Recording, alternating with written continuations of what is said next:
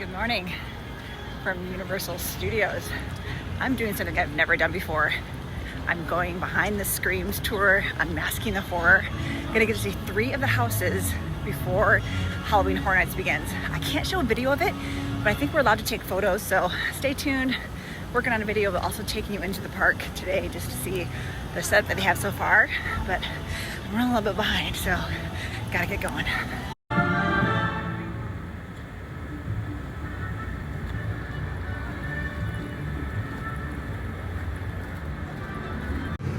I think people are surprised when they hear that I love Halloween Horror Nights.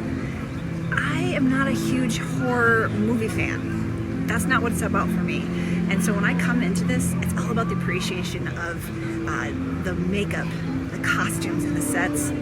They are just top tier, and it really brings you into these stories. Now, yes, there's gore in it, and if you don't like that, I can understand why you would want to come. But if you love the entertainment value of things, the production, just the quality of sets and actors and all that stuff, you should check out Halloween Horror Nights. So while I've been to Halloween Horror Nights several times, I've never done one of their tours.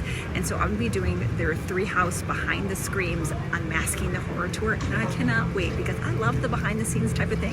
It gives me more appreciation for it when I actually get to experience it, and almost like I have an insider feeling. And so I can't wait to show you what I can show you because no video is allowed, but I'm gonna be gathering lots of photos, taking lots of notes, and let you know some of the 3 houses that I'm gonna be going to see. We were brought upstairs when it was time, and we were greeted by these really cool costumes that they had used for previous Halloween Horror Nights, and then went through the check-in process, and it was super easy. They ended up bringing us to a table for our specific tour guide, giving us some lanyards, hearing devices, as well as a cool button. And after a little bit of time, we were on our way. We were walking through the park, and of course we could film and take pictures while we were in the park, but we were instructed once we were behind the scenes, we could not take any video at all. But we were only allowed to take photos in certain areas of the houses. So when she said cameras up, we could take pictures, and then she would let us know when we could no longer take pictures. The first house that we toured through was Hatchet and Chains Demon Bounty Hunter. This is an original house, and it was really, really cool. Even the setup from the outside is setting you up for the story. That's one thing I think a lot of people, if they haven't read about what the houses are about, are going to miss that going through. And so I'm actually going to put the link below for Universal's blog, where they talk about the scenic designer and show director and the story behind it. I highly recommend it, so you really catch all the details as you go through. Our tour guide was amazing. She gave us the lore, but she also pointed out really cool details within the house itself. And so that's what I'm going to share with you as we go through, because those are the things I took pictures of that you're not going to be able to see once you are actually inside the house. Now, the quick story is Hatchet is a demon turned good, and Chains is the bounty hunter, and they're working together because the old Granny Haggard, who is sitting outside on the porch, the first scare actor that is actually outside of a house for the first time ever, she is not happy of all the change that is coming to the town. With a new train coming in. And so what does she do? She summons demons. They are molten lava running through their veins, and they of course wreak havoc, possessing anything, not just humans but animals. And you'll see that as we go through the house, and it's just, I can't wait to see Granny Haggard on that front porch. But let's keep going through and showing some of the details that our tour guide pointed out. One of the details that no one's going to see unless they do this tour is the area where there is mail, and there's an envelope that says 1000 Old Universal, and they said that's a little bit of a joke because Universal Studios and Islands of Adventure are now being considered old universe because of Epic, and it's details like this that you won't appreciate unless you do a tour, which I just highly recommend, so that when you're actually going through the live house itself, you just have that backstory in your mind. Another one is this picture of a dog. I guess this dog has made its rounds in other houses, and so it's these little kind of Easter egg nods that the designers are putting in. And then also this year, we found out in this house that lizards are going to be the item that are hidden throughout all the houses. Last year, it was snails. But as we went through, I just couldn't get over the details. The sets were absolutely stunning. I'm so glad I got to see them with the lights on. It's going to be so different when they're off. But then she also just talked about the creation of them by the scenic designer and how they're going to be using that molten lava feel with the lighting. It's even going to be in the flooring, so make sure you keep an eye out for that as well. Even in the characters, you're going to see that molten feeling, so it's just going to run throughout the whole house. Right before we got to a detail that I absolutely love about this house, our tour guide, pointed out areas, they're called boo holes, where the scare actors will be. But there's also like bullet holes, and there's going to be light and actual air coming out of those. It's going to feel like people are shooting around you, and that's just really cool effects. And speaking of effects, you might also notice these little triggers. Those are for scare actors to trigger when they want to either make a sound, a noise, a lighting effect. And so that's a really cool thing to kind of take note of, because can you imagine being a scare actor and having to yell or scream the whole night? This aids the actor in their performance. And so cool little tidbit to know the behind the scenes of how that stuff works. One of my favorite things in this house is that there's a love story. So earlier on, I showed you this woman in a blue dress, of course, being attacked by a demon, and her dress looks ripped. And later on, we find out that Arthur, you can see he's got a blue piece around his neck. That's part of her dress. And that was Abigail. That was his love.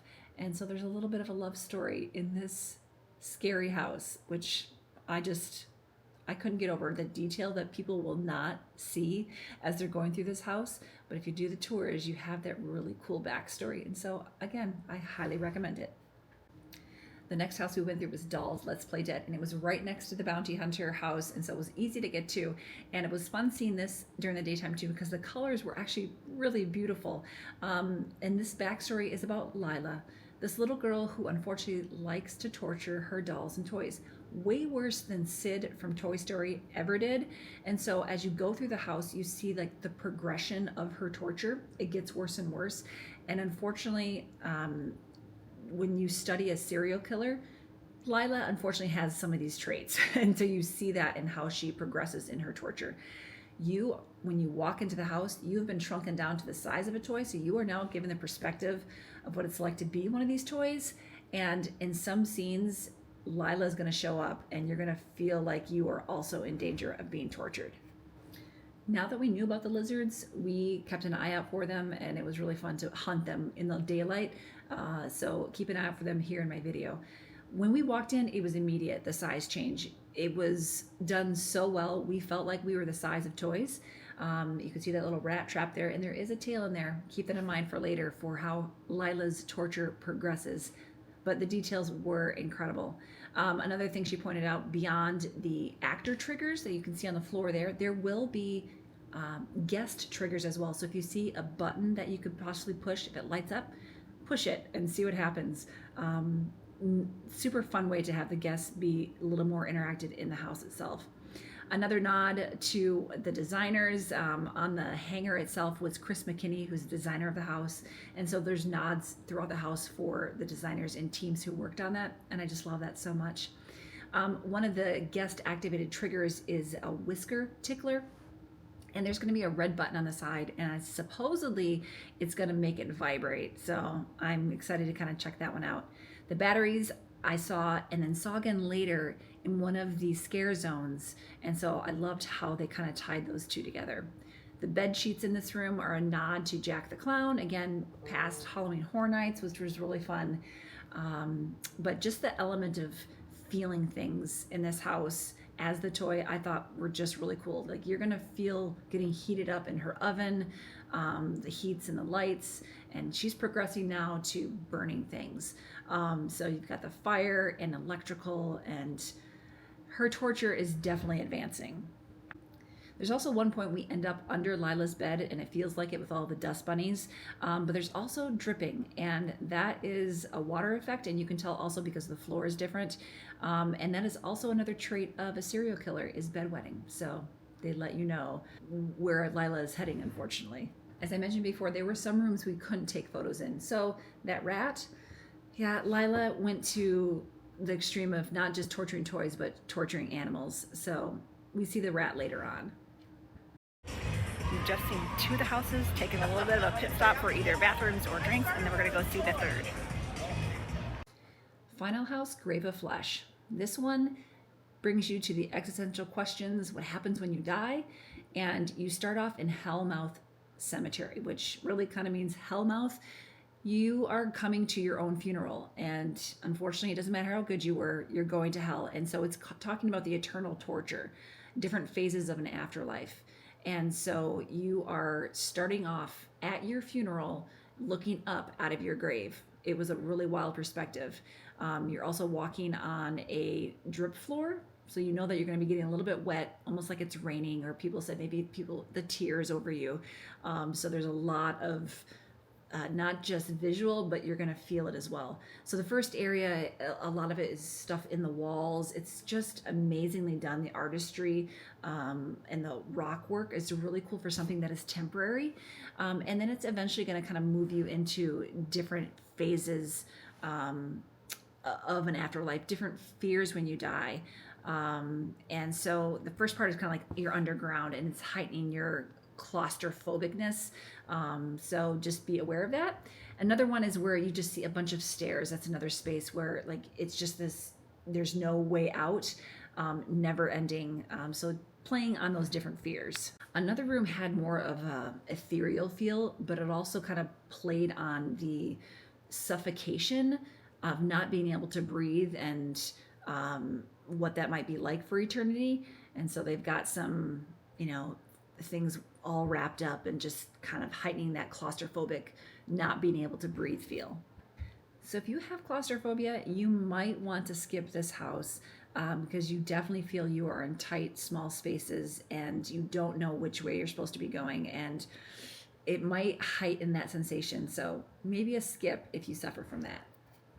Hope you enjoyed just some of the details that you're going to experience in these houses. If you want to learn about more, make sure you click the link in the comments. Now the tour is over, I'm going to take you around the park, show you all the things that are set up to get ready for it. I'm doing the premium scream next week, Thursday, so it's the day before the official opening. And I can't wait to experience that as well because the crowds will be lighter. I'll get to experience the houses with not so many people in them, and getting the preview, especially of the last one where it's just these tight quarters. It's going to be really great. I can't wait to experience it all, but let's take a tour of the park and see what they've got going on.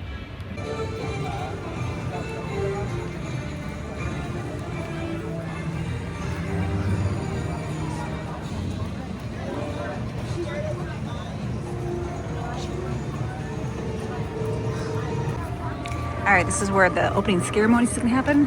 And as you can see down the road here, just next to Minions, we've got some scare zones set up. We're going to actually head to the right and start our little tour in this direction. Like I said, I am not a horror aficionado at all. I don't pretend to be. I just want to share you what I love about Halloween Horror Nights, and maybe encourage some of you who are like, why would I want to go, that you might give it a try. There are a lot of great content creators out here who love horror films, and they spend a lot of time researching it. I'll link those in my comments below. Check them out if you really want that more detail. I'm just going to show you the sets and the things that I love about Halloween Horror Nights. All right, this is coming up on our first scare zone here, and it doesn't feel scary right now. There's really just cool things to take in. The details are amazing. There's some scary things over here to the left, but at night, it really comes alive. And if you want to bypass the real scary stuff, you just walk on the sidewalk. So keep that in mind too. You don't have to come through the scare zones directly, but that's really where the fun is.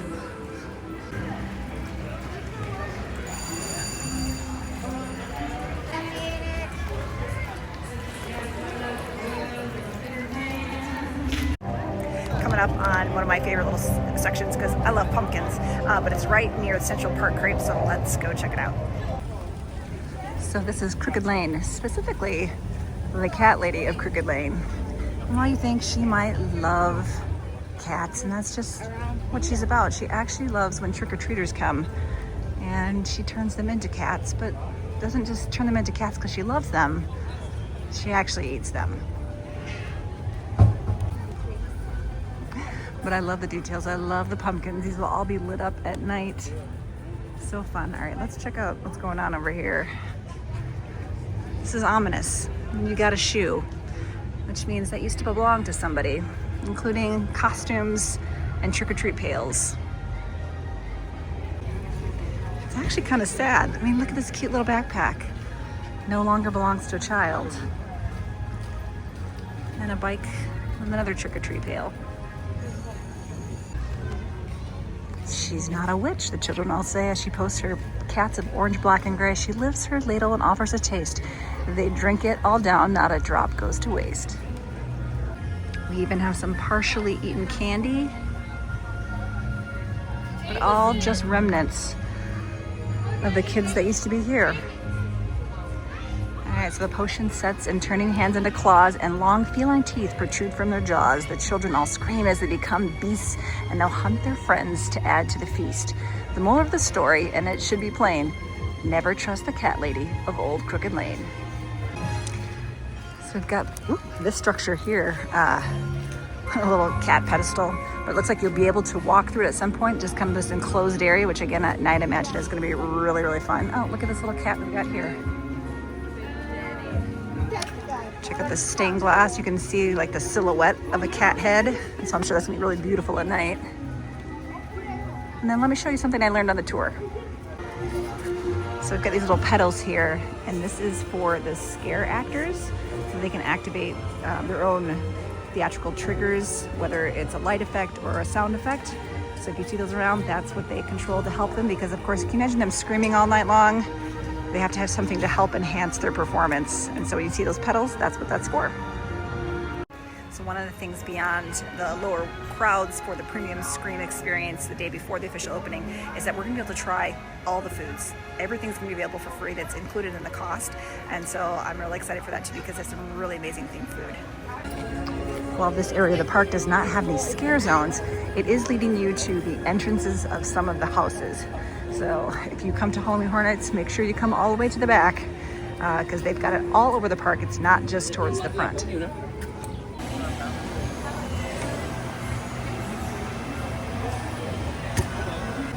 So to the exit of the Simpsons ride, you actually have a preview of two of the houses. Chains and Hatchet Demon Bounty Hunter. The entrance is right there. And right next to it is Dolls Let's Play Dead. And so those are the two I got to tour today. They look small, but they are packed mighty. It is really cool. The details are amazing. And so hopefully you'll enjoy seeing all the photos I took of those sections. If you follow me for my Disney content, you know I love a good wall saga. They actually been working on this bridge right here, which is kind of like a little bypass to get over to Diagon Alley. And it's almost done, so maybe hopefully open for Halloween Horror Nights. That would probably be really helpful. Although you don't necessarily want to bypass the area because that's where their show is going to be as well. But at least this section is almost done. So this is where their amazing stage show is. I have yet to catch this on my trips to Halloween Horror Nights in the past, but for sure we'll be experiencing this year. It is Nightmare Fuel, Circus of Decay, and they're also going to have a new lagoon show. So right in the center of the water.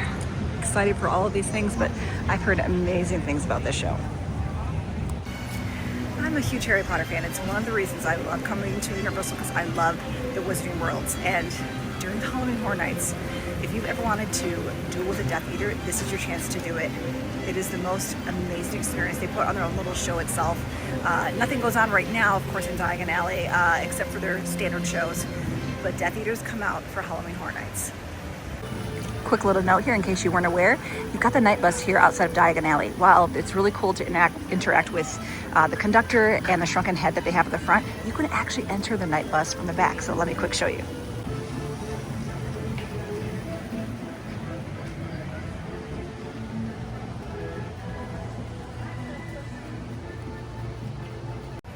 This makes for a great little photo op spot, so make sure you don't miss it. All right, let's go inside and I'll show you where you can see them. They actually roam all throughout Diagon Alley, but they will do their little like kind of opening and closing show over by the stage.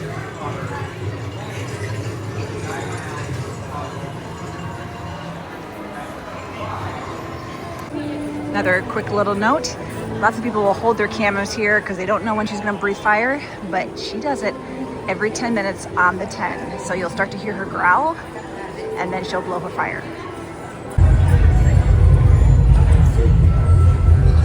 Now there is a rumbling, but that's usually the train that's right up above.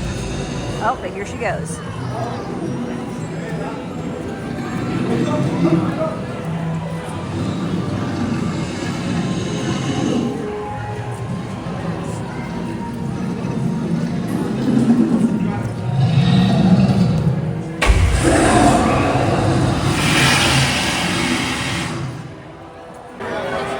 Another thing that I also love about Halloween Horror Nights is there's nobody in this area. It's dead. You and the Death Eaters. It's really amazing because this area gets so crowded. I tend to like take little bypasses to avoid those crowds. Let me just show you where you'll be able to see them come and go, which is on the stage here where they do Tales of Beetle the Bard and Celestina Warbeck. And guys, I can't wait to share this with you. It's absolutely one of my favorite things about Halloween Horror Nights. Okay, I just said it's my absolute favorite thing about Halloween Horror Nights, only because that's where my Harry Potter loving heart comes from.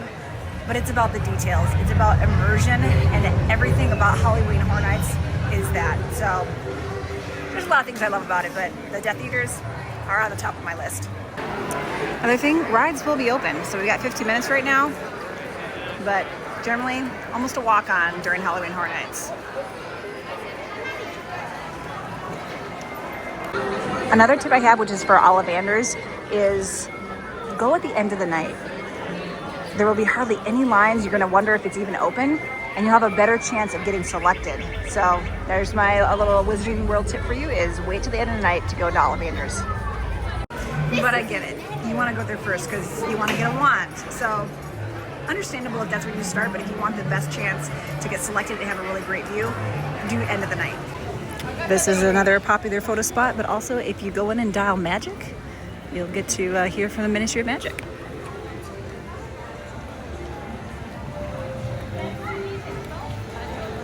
So at the exit of Fast and Furious, you've got stuff set up for Club Horror. So rigging for a little dance party club happening. So this is kind of a new addition versus another scare zone. I'm sure there'll be some scary things as well, but I'm very intrigued to see what happens here. As we get into the New York section, we're coming across another scare zone. Looks like toxic stuff. In fact, oh, we even got a rat here.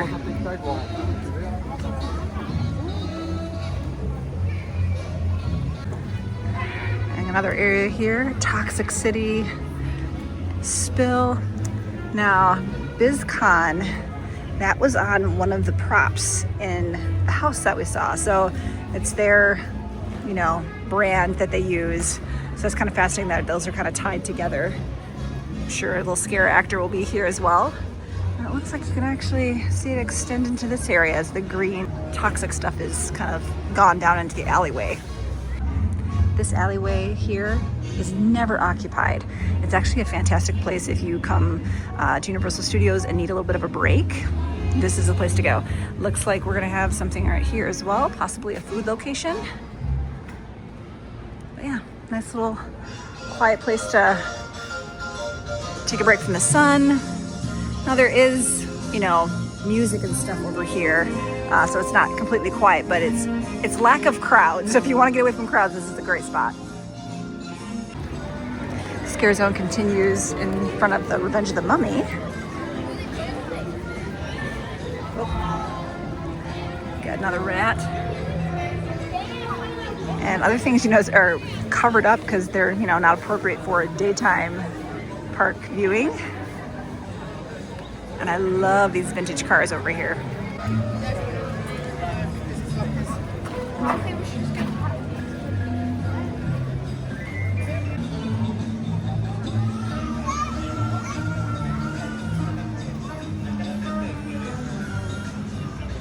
I can't wait to see the scare actors in these zones. It just brings it to life, and costumes and makeup are amazing.